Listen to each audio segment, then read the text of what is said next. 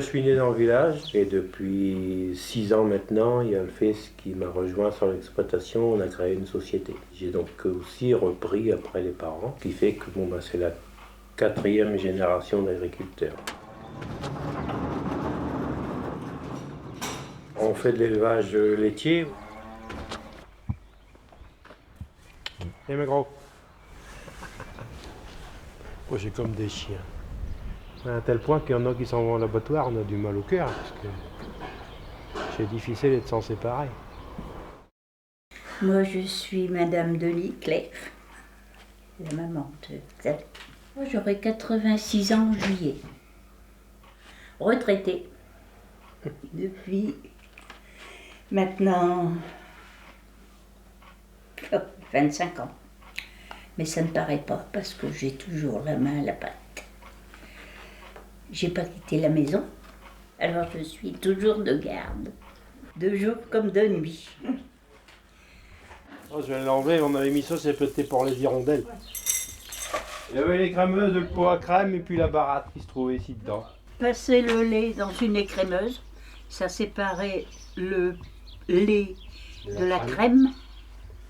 Donc le petit lait, on le donnait au veau et la crème, On mettait dans on un l'a pot. stockée pendant une semaine dans un pot qu'on mettait dans une baratte qu'on tournait à la main pendant quelquefois 1 heure pour obtenir du beurre. Ça a duré jusqu'en 1965. Je suis maçon Marie-Madeleine. J'ai toujours habité Zudos. Je suis née à Zudos. Mais j'ai travaillé à l'usine. On était 4 enfants chez nous. Et ma sœur aînée restait à la ferme. C'est une petite ferme. Nos parents se connaissaient. Non. Hein? Je crois que c'est nous les 2 femmes les plus âgées du village. Et sa maman, je crois qu'elle venait chez ma mère. Et c'était la matrone du village. Parce que quand il y avait un accouchement, c'était toujours elle de service. Chez les voisins, un peu partout. Le dernier qu'elle a mis au monde, il a aujourd'hui 78 ans. C'était des relations comme ça, des entraides. Et en cas de décès, c'était ma grand-mère qui allait ensevelir, qui faisait le pompe funèbre. Elle avait 8 enfants. C'était pas la vie d'aujourd'hui. Ah non. Il y a tous les semaines chercher mes œufs. Chercher les œufs. Ou des légumes. Ah, je suis bien servie, je ne vais pas me plaindre de mes voisins. Avant, nous, les jeunes, à Sainte-Catherine, Saint-Nicolas, on se réunissait au café. Les filles payaient un verre à Sainte-Catherine et les garçons à Saint-Nicolas. L'après-midi, on était au moins une dizaine. Il y avait les jeunes ensemble, que vous ne trouvez plus ça du tout ici. Moi, je m'appelle Éric de Ruder, je suis résident zudoscois, j'ai 58 ans.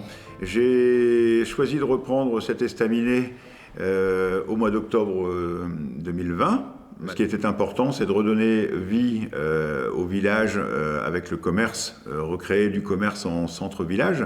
Et on s'aperçoit qu'effectivement, il y a une très forte demande sur le village et les villages alentours, puisque aujourd'hui, il faut au bas mot couvrir 15 km pour aller faire ses courses, trouver un service, quel qu'il soit. On dépend de l'opération 1000 Cafés, qui dépend du groupe SOS. Et le groupe SOS est le premier groupe européen social et solidaire. Donc, ils ont souhaité, en 2019, revitaliser les centres de petits villages. L'estaminet, c'est pas un café classique, c'est pas une brasserie, c'est tout mélangé. C'est un lieu convivial où on partage une bière, par exemple. Et dans la région, on est quand même sérieusement équipé de petits brasseurs qu'on avait perdus au fil du temps, mais qu'on retrouve maintenant, puisqu'il y a plein de vocations de petits brasseurs qui se sont installés. Il y avait un petit bâtiment à l'époque que j'ai encore connu, c'était l'endroit où il avait les tonneaux, du temps de la brasserie. Que la brasserie, elle se trouvait là, dans ces bâtiments-là. Donc c'est pour ça que c'était des pavés. Et après, ici, c'était les caves où ils mettaient le plein et ils mettaient le vide. Faites pas attention aux araignées, parce que la femme de ménage, elle n'est pas encore passée. Et vous voyez, ça, c'est encore un tonneau. de la brasserie. Parce qu'avant, on n'avait pas de... C'est de la bière, c'était pas en bouteille. Hein. C'était des tonneaux. Donc l'orge, elle était étalée ici dessus, et vous voyez l'ensemble des trous, là, pour faire monter la chaleur. C'était ravitaillé en dessous avec du bois, bien sûr. Donc la couche d'orge est grillée, avec la chaleur de la cheminée. Vous voyez, à l'endroit où j'ai mis un contreplaqué, là, c'était le four où il ravitaillait la cheminée. Donc il mettait le bois là-dedans. Les gens de la ville, ils venaient un peu au ravitaillement. Ils remontaient à la campagne pour se ravitailler. Donc tant soit peu, ma grand-mère va leur donner quand même des légumes et des œufs ou de la volaille, quoi. Donc ça ne plaisait pas toujours aux Allemands. Alors elle a quelquefois ravitaillé des gens qui n'avaient pas été trop corrects avec les Allemands. Donc c'était elle indirectement qui aurait pu payer les pots cassés. Et elle est de 1935, donc elle a bien connu la guerre, cette période-là. Donc elle pouvait aussi me raconter toutes ces choses-là. Et moi j'ai bien connu ça. Oui. Le cœur de ces fameux V1 qu'ils allaient lancer de ces rampes de lancement ici, ça se trouvait chez où habite le fils. Ils avaient fait un énorme bâtiment dans le jardin. Et là, ils préparaient la dose. C'était un truc à base de chlore. De chlore. Et ils feraient des fouilles dans le jardin maintenant. Il y a encore des relents de chlore.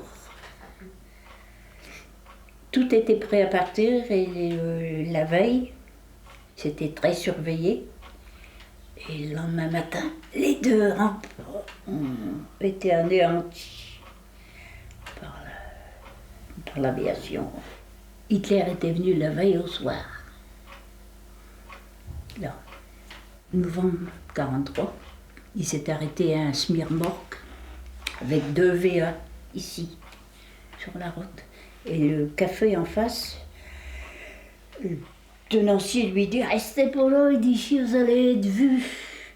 Allez plus loin, là-bas il y a des arbres. » Alors ils sont partis et au hameau de Noircat, ils se sont arrêtés, ils ont été bombardés. Donc les 2 V1 ont explosé sur la remorque. Et le hameau a été entièrement dévasté. Oh, ici on a eu beaucoup. À la maison, c'était La commandature. les officiers allemands là-bas. Et ici, c'était les sous-officiers qui logeaient. Il y a encore les alcôves en haut. Il y avait 3 chambres. Il y a encore leur peinture. Et encore l'installation électrique. Ils étaient très propres. Alors quand ils avaient un local, un genre de blanchiment avec des petits tampons de couleur. C'est encore marqué, hein? Ouais. Elle est restée comme ça, cette chambre.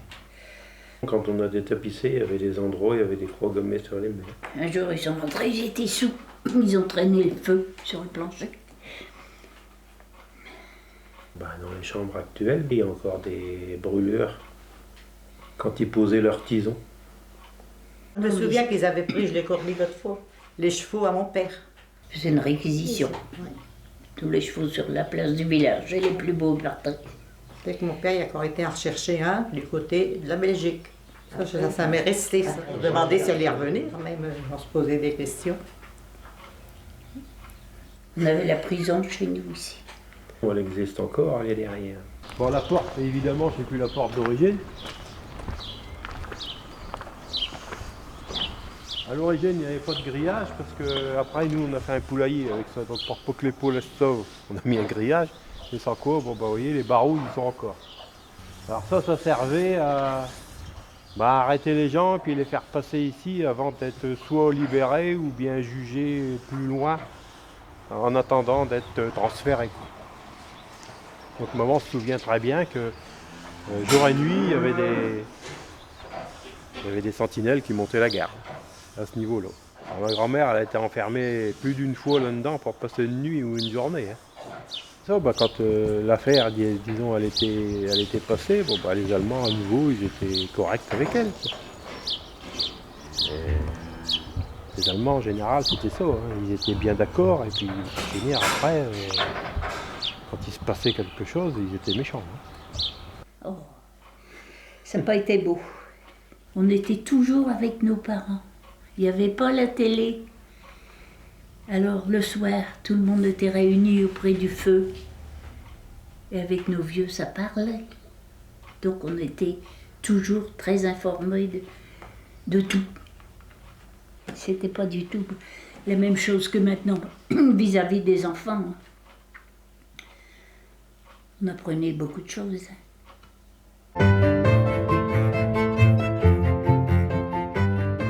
Nous, on est capable d'apporter des services comme le café, le restaurant, l'épicerie, où on vend des légumes, des produits régionaux, des produits locaux. On est donc agréé Mondial Relais pour les dépôts de colis. On va pouvoir aussi arborer sur notre façade le beau logo de la Poste, puisque nous passons poste-relais. Et ensuite, la communauté de communes du pays de l'Imbre mettra à disposition un relais vélo assistance électrique, plus une voiture électrique. On a ici aussi la chance d'avoir une salle de jeu, billard, baby-foot, etc. On a aussi prévu un grand écran pour animer les soirées. On va commencer par les soirées foot et les soirées sport, rugby, etc. Et ensuite des soirées un peu à thème, comme l'opéra, comme la musique, etc. Et donc voilà, ça, de façon à réellement apporter une animation au village. On va pouvoir déguster des planches, charcuterie, fromage avec une portion de frites, et suivi d'une soirée à thème. De la musique, du karaoké, ça peut être une multitude de choses. Avant, nous avions des camions qui passaient livrés. On avait une épicerie ambulante, on avait les boulangers. Ils passent encore, hein. Il y en a encore qui passent. Un poissonnier. Il y avait quand même une épicerie dans le village. On avait une bonne épicerie. Il y avait tout. Il y avait 10 cafés par le passé, j'ai encore connu 10 cafés dans le village. Mais là, le dimanche, les gens allaient au café parce que l'église était pleine, les hommes comme les femmes. Alors en sortant de la messe, les hommes allaient faire leur partie de cartes. La belote, la manille. Les femmes revenaient à la maison préparer le repas et les hommes revenaient 1 heure, 2 heures après. 3 heures. Oui, puis ils avaient faim parce que l'apéritif il avait été fort, donc il fallait de quoi sur la table. L'apéritif à l'époque, c'était uniquement du vin blanc. Mais non, mais un peu énervé, tout ça. Il n'y avait pas le choix d'aujourd'hui. Non. Mais nous, en étant jeunes, on allait au catéchisme et on allait à la messe 3 fois par semaine, jusque notre communion. Hein. Avant l'école. Avant l'école. À 7h30, on était à la messe. Hein. Et à 9h, on allait à l'école. L'école, c'était une pièce. Et tous les cours. Oui, tous les cours étaient. Ça commençait qu'en CP aussi. Enfin, c'était pas ça. On allait à l'école à 6 ans. À 6 ans. Alors, pendant toute notre scolarité au village, on commençait à IOU, ça répétait là. Plus loin, c'était Courboyen, etc. Des bûchettes et des marrons. Avec des bûchettes. Et la morale au tableau tous les matins. Au village, salue toutes les personnes que tu rencontres. Moi, j'aimais bien l'école. Et on faisait de la couture dehors. Moi, j'ai appris à jardiner à l'école. Parce que pendant les récréations, la maîtresse nous envoyait au jardin. Elle venait nous apprendre à découvrir les mauvaises herbes. On nettoyait la cour d'école, et on nettoyait la classe, et nettoyait sa table, et cirait. Ah, moi j'étais corvée de fioul. Tous les matins, il fallait aller remplir les feux. Puis quand on manquait son coup, on sentait le mazout toute la journée. Et nous, c'était un poêle à charbon au milieu de la classe, avec de grandes beuses qui traversaient. On allait chercher charbon. Chacun son tour. Ouais, c'était de service. Il y avait 5 marches pour entrer dans la classe. La maîtresse, en haut des marches, chacun son tour. Bonjour madame. Et on devait incliner la tête. Sinon, demi-tour. On savait pourquoi, c'est tout. Mais maintenant, c'est... Belle époque quand même, mon Dieu. On a été appris peut-être dur, un peu plus durement. On n'avait pas tant de loisirs, tout ça, mais... Bon, enfin, il y avait les salles de bal, hein. On avait 2 salles de bal. Oui. Les gens, ils avaient souffert, peut-être qu'ils étaient un peu plus respectueux. Qu'après, ça a été les années, comment on appelait ça, là, 80, tout ça.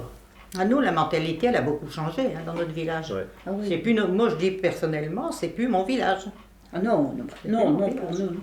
Quand on prend seulement notre petit village, on était 300 peut-être 50 habitants, hein, et on est monté à 1000, vous voyez les maisons. Avant, vous arriviez dans un village, vous reconnaissiez, c'est des briques, c'est des toits rouges, c'est la Flandre, c'est le Domarois. Mais maintenant, vous voyez là c'est rouge, là c'est noir les tuiles. Là, non, c'est vrai que t'as plus de... C'est pas beau ça. On respecte plus les... Il n'y a plus de style. Il n'y a plus de style de campagnard comme on avait avant. Il y a 30 ans, c'était pas le même village que maintenant. C'est bien bâti, mais c'est beaucoup de jeunes personnes et qui ont des enfants ou qui vont avoir des enfants. Se retrouver ensemble, ça c'est l'essentiel. D'ailleurs, c'est ce que j'ai remarqué depuis qu'on est ouvert. On s'aperçoit qu'il y a des voisins qui habitent à 3 maisons l'un de l'autre, qui ne se connaissaient pas, et qui, en venant faire une petite course à l'estaminet, se sont découverts. Et aujourd'hui, il y a des liens qui se sont formés. Donc voilà, si ça peut apporter à la vie du village cette connaissance, cette relation, ce réseau, et de façon à ce que tout le village puisse vivre en osmose et tous ensemble, quoi. Donc ce sera un pari gagné, quoi.